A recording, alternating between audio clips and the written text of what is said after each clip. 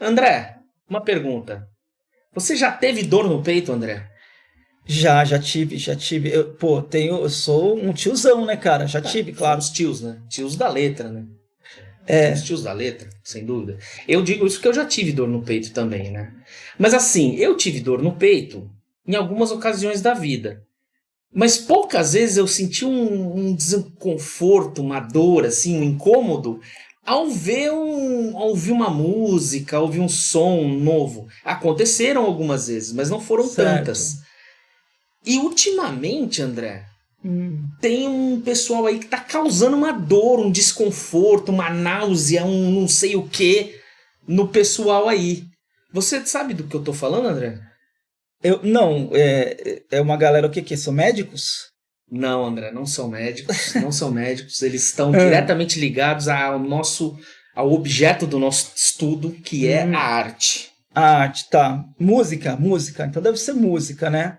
Porque, Também, é música também, mas tem mais. ah, na verdade, assim, eu acho que a arte, qualquer tipo de arte, né? Ela causa esse desconforto, né? Se for uma arte, digamos assim, que tenha uma originalidade, sei lá, uma diferenciação, eu não sei dizer direito, sabe? Aquela coisa. Tem arte que te dá um desconforto, cara. Você vê um livro que você lê e você fala, porra, me deu um desconforto, até uma certa náusea, né?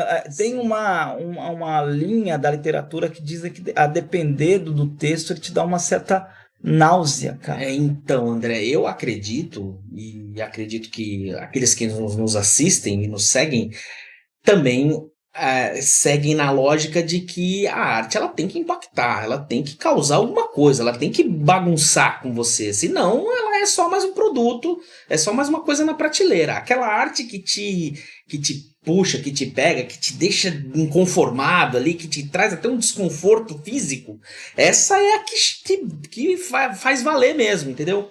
Cara, você sabe que você me fez me lembrar de uma coisa assim, dos formalistas russos, que eram teóricos da literatura, que eles tinham uma noção de estranhamento, cara. E é legal porque o estranho, ele também é o familiar.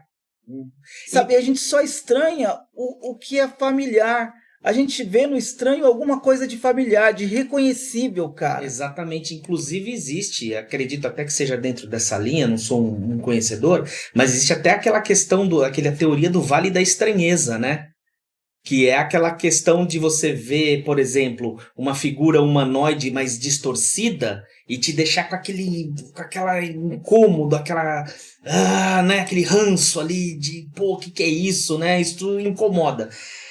Mas, por que que eu comecei falando de dor no peito? Porque os nossos personagens de hoje, eles se denominaram de dor no peito.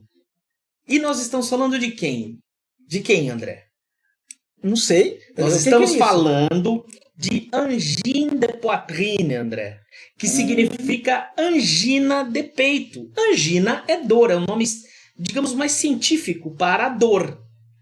cara, eu não sabia disso. Assim, eu fiquei assim, queria, né, dar uma olhada ali no que significava o nome da banda e foi uma pesquisa que eu não fiz. Mas, cara, tem tudo a ver com a banda, eu acho, né? Porque ela realmente é impactante. Ela dá esse impacto na gente, dá essa dor no peito, sei lá, esse impacto, assim, sei lá, cara, não sei É dizer. a postura, né, deles, né? Que é tudo. Na verdade, André, nós vamos falar dessas questões um pouco mais para frente, mas eles são diferentes dentro do que a gente tem hoje, mas assim, não tem nada de novo na postura, no visual do Angine de Poitrine, né? O que é interessante é que eles retomam, né? Eles trazem lá dos anos 70, dos anos 80, um visual e uma sonoridade que estava meio que esquecida, que não estava sendo explorada, na verdade, né? A gente até teve bandas que se mascararam depois, e eu tô descartando o pessoal inicial lá do Kiss, ou como no Brasil, dos Secos e Molhados, mas a gente teve Slipknot e outras bandas que se mascararam e tal.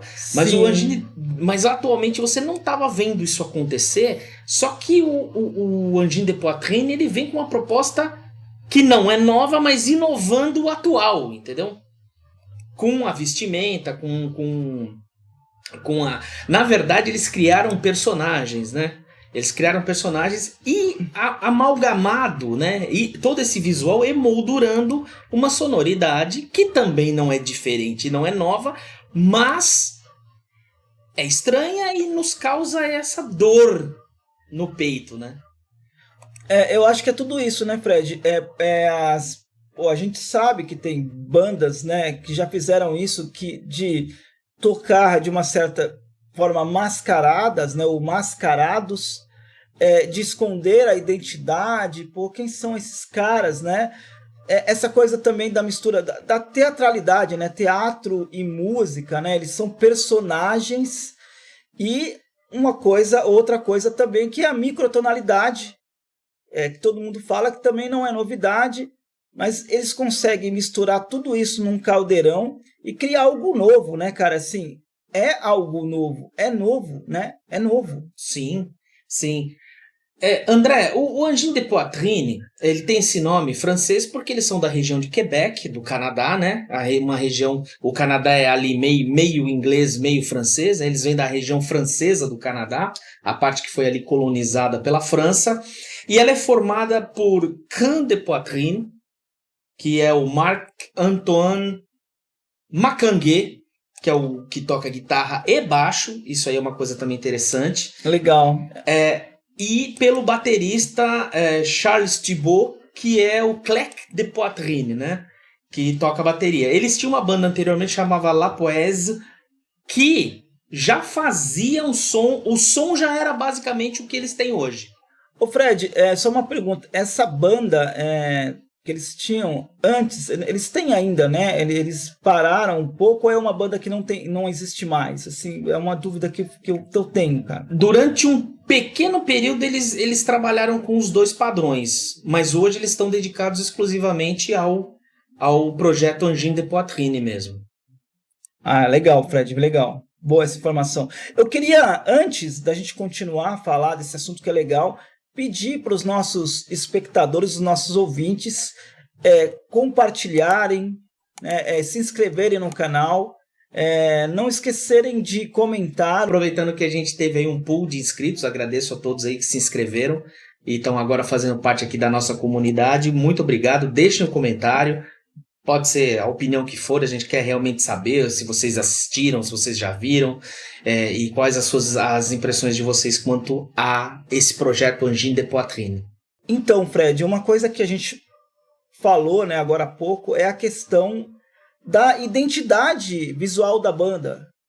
Os caras, eles têm uma questão teatral, né, e aquela coisa de fazer uma indumentária de papel machê. Muito interessante, André.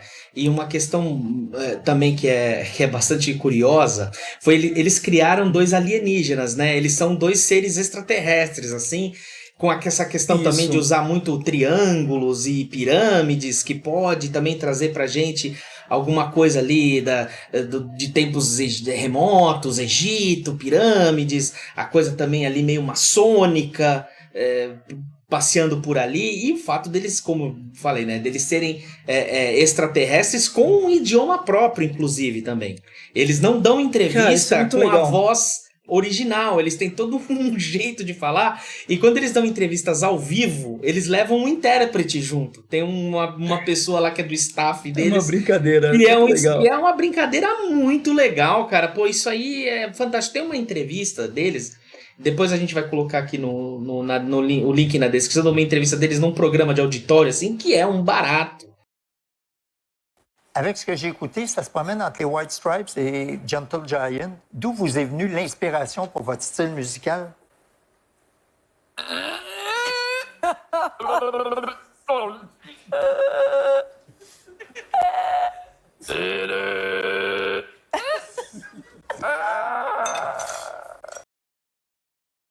Mas na questão visual, André, que também é bastante interessante, é que o que eles fazem é muito minimalista, né? Não é um palco assim, Verdade. escalafobético, com luzes, com neons e gases e fumaças, não. É o papel machê que você falou ali na indumentária, é um fundo preto e branco, com dots ali, com pontos brancos e pretos se misturando ali, trazendo toda aquela questão da dualidade, do bem e do mal, do yin e yang. É muito curioso, a proposta deles visual, estética, é muito legal, porque traz elementos que não estavam sendo usados, cara, que não estavam sendo usados, foram descartados por muito tempo, e isso tá dando esse tom, tá dando esse frescor, né? Essa questão de novidade para eles em tudo isso que eles estão apresentando visualmente também, principalmente até. O legal também é a questão da identidade escondida ali, né? Você tem os personagens, né? Mas e os atores? Quem são esses atores? Quem são os músicos? Isso causa também uma curiosidade no público muito legal, né? Todo mundo curioso para saber quem são esses caras por trás dessas máscaras. E uma coisa também, Fred, que eu acho legal pra caramba, é assim, são umas máscaras meio grandonas, né, cara? O guitarrista, ele tem lá aquele nariz gigantesco. Um cabelo dreadlock. Porra, cara, aquela comprido. uma espécie de, sei lá, de um chapéu, de uma coisa, um losango, uma coisa meio... um triângulo invertido, né? Um triângulo invertido, isso. Cara, é que como ele penetra ali na cabeça dele, ele acaba não tendo a ponta, mas é um triângulo invertido mesmo.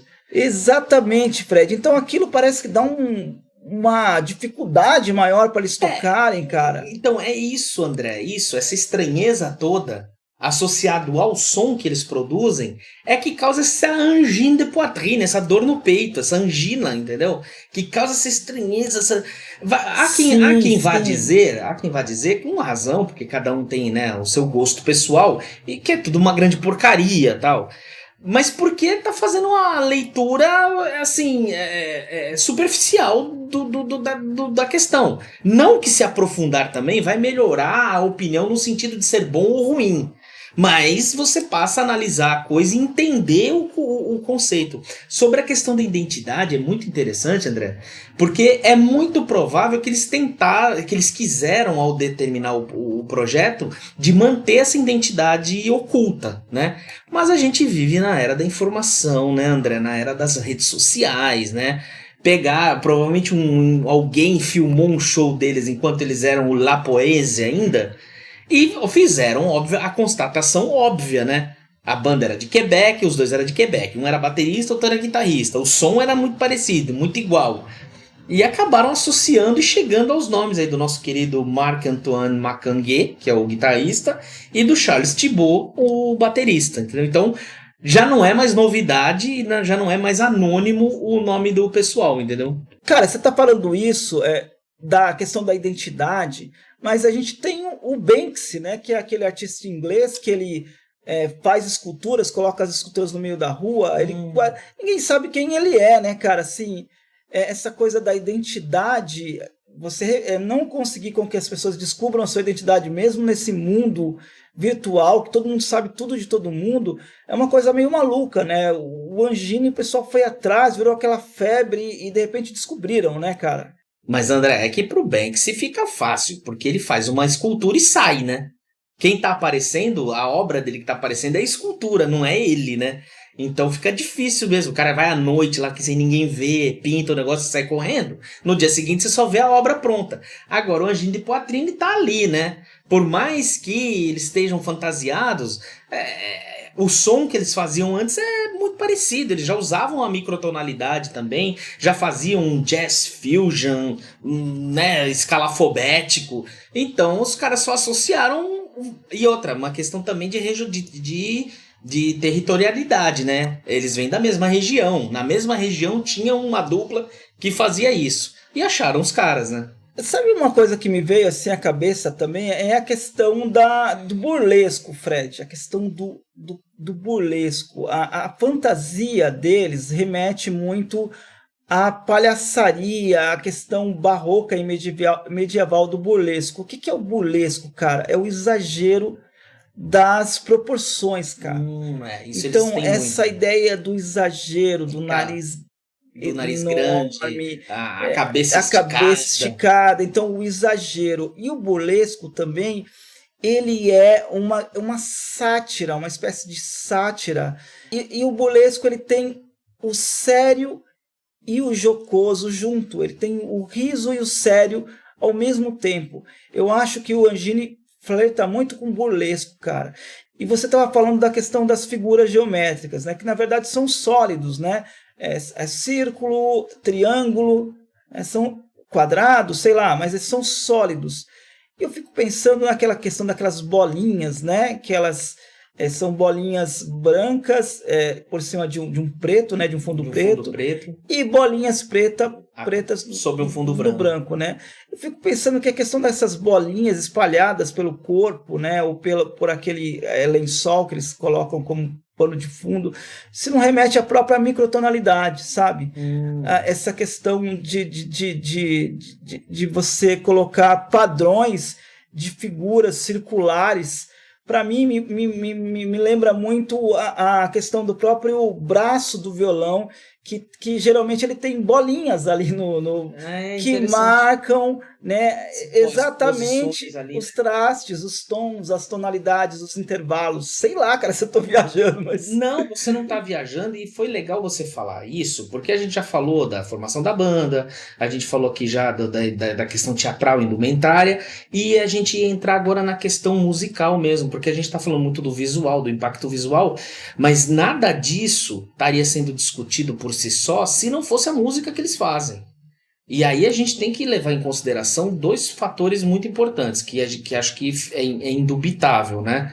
É evidente. São dois ótimos músicos, cara. São bons músicos, os caras sabem o que estão fazendo bem. Volto a falar. Com certeza. Podem não gostar do que eles estão fazendo, mas eles estão fazendo muito bem o que eles estão fazendo, entendeu? Eu acho que eles são músicos virtuosos, assim. Virtuosos. E eu destaco, André, aí pegando inclusive um gancho do vídeo do Dave 504, que inclusive vamos deixar no link aqui também. O Dave 504 é um baixista, ele tem mais de 10 milhões de inscritos no mundo inteiro. Acho que legal. É um cara fantástico, é um italiano, toca um baixo fantástico, e ele fez um vídeo dele, e eu achei muito interessante que, apesar dele ser baixista, ele destacou a postura do baterista. E realmente, cara, o baterista ele conduz o tempo daquelas músicas muito bem, e é interessante que, por mais que a música deles é muito pautada no looping, né? Que o guitarrista, como eles não têm um guitarrista, cara, e um baixista, o guitarrista ele tem que ficar trabalhando o looping o tempo inteiro, né? Usando toda uma parafernália de eletrônica ali, né? De pedais e efeitos, mas ele usa muita ferramenta do looping, e o looping é básico na música deles. Sem o looping eles não conseguiriam sozinhos fazer o que eles fazem. Então o guitarrista ele é fantástico, ele conduz isso, mas o baterista precisa ter uma noção de tempo, porque o looping ele é eletrônico, ele vai ter um momento de parar e um momento de terminar. E vai ter variação de tempo na música. E a música deles varia de tempo o tempo inteiro. E o baterista conduz aquilo, cara, com uma perfeição, assim, matemática impressionante. Ô Fred, você estava falando de matemática, tem aquele rótulo, né? O math rock, não é isso? Não tem a ver com isso? Você pode explicar direito isso aí? Claro, André. É que a música do Angini é muito difícil de você classificar, de você qualificar. Eles fazem rock, eles fazem jazz, eles fazem blues, eles fazem math rock. O que eles fazem, né? Eles mesmo, né, no release deles no Facebook, o que eles classificam lá? Mantra do rock dadaísta, pitagórico cubista. Óbvio que eles fizeram aí né, uma hipérbole, né? Aí, né? Todo um juntamento. É o exagero da falta de sentido, assim, que eu falo, mas não tem sentido nenhum, a gente não tem sentido. Exatamente. E aí eles mesmos dizem o seguinte, ó, usando seus dedos ágeis e um módulo eletrônico de looping, que a gente acabou de falar, né? O Khan grava em tempo real, o Khan é o guitarrista, tá? E harmoniza múltiplas camadas de ornamentação melódica, alternando constantemente entre guitarra e baixos microtonais, que se entrelaçam em frases angulares e cromáticas em quartos de tom. Quem faz isso? O jazz faz isso? Faz. O blues faz isso? Cromaticamente faz. O rock faz isso? Faz. entendeu? Já fez, né? Não, faz na história, né? Isso, eu tô falando numa parada, no rock. Tá. Até porque o rock também vai transitar numa série de áreas aí. Mas quer dizer, não dá pra classificar o som deles. E o math rock também faz. Mas eles acabam abarcando todos esses conceitos. Há quem diga que é o punk rock até. Os punks gostam do Angini, cara. A galera punk curte. Pô, lógico que curte, porque ele conversa um pouco com aquela turma ali do CBGB ali. Tem punk rock ali também, com certeza, e o punk tem que gostar mesmo, porque tem a questão também do visual. O punk, quando veio com um visual que assustou todo mundo também, que falou, pô, o que é isso? Alfinete, alargador de orelha, corrente. Então, o punk rock tá totalmente representado ali, tranquilamente, entendeu? O negócio, André, é o seguinte, o pessoal tem que assim, quem tá interessado, quem tá curioso, quem ainda não conhece, que tá tomando conhecimento agora, tem que procurar, né? A gente vai deixar o link também aqui embaixo, a gente já prometeu um monte de link, depois não pode esquecer de colocar na edição, tá? Vou deixar. A gente vai colocar no link aqui o link deles, né, da página deles no YouTube. E então procure, assistam, tá? Tomem a sua opinião. Vale muito a pena conhecer. Até para quem, assim, quer conhecer algo novo, algo diferente, para sair, às vezes, da bolha que a gente se insere. Às vezes é legal transitar nesses caminhos, porque vai ser bom. E lembrando que o Engine de Poitrine, apesar de ter explodido agora em 2026, no início do ano, para o mundo, né? Eles já estão no segundo disco, acabaram de lançar o segundo LP agora em 2026, e o primeiro álbum eles lançaram em 2024, houve um hiato de 2 anos. Eles têm feito bastante shows, né, lá pela região do Canadá, vão fazer uma turnê europeia agora, depois voltam para o Canadá e fazem Estados Unidos. Por enquanto não há agenda para o Brasil, mas eu não duvido que em breve algum promotor vai se interessar em trazer, porque o burburinho está sendo grande, né? Até o nosso querido André Barcinski, que é um famoso colunista, né? Já fez 2 vídeos a respeito deles. Bom, aproveitando que você falou do André Barcinski, o Marco Antero também falou sobre o Engine e foi o único que fez uma crítica assim, digamos que mais ferina, né, em relação à banda, não concordou com tudo, não ficou tão maravilhado, ele, pelo contrário, né, se sentiu até enganado. Assim. O interessante de assistir, e é muito bom que assistam mesmo o vídeo do Marco Antero sobre o Engine, porque nessa questão dele dissecar a música, né, de harmonia, melodia, e ir lá compasso por compasso, ele faz uma observação que passa batido pelo ouvido do ouvinte convencional, digamos assim, que é a questão da microtonalidade. De fato, o Engine de Poitrine está se destacando muito por essa questão da microtonalidade, esse fenômeno que não é novo, na verdade a música oriental ela é microtonal por essência. Para vocês lembrarem da microtonalidade, basta pensar no som da cítara. A cítara é um instrumento microtonal. Pensem nesse som, vocês vão lembrar da microtonalidade.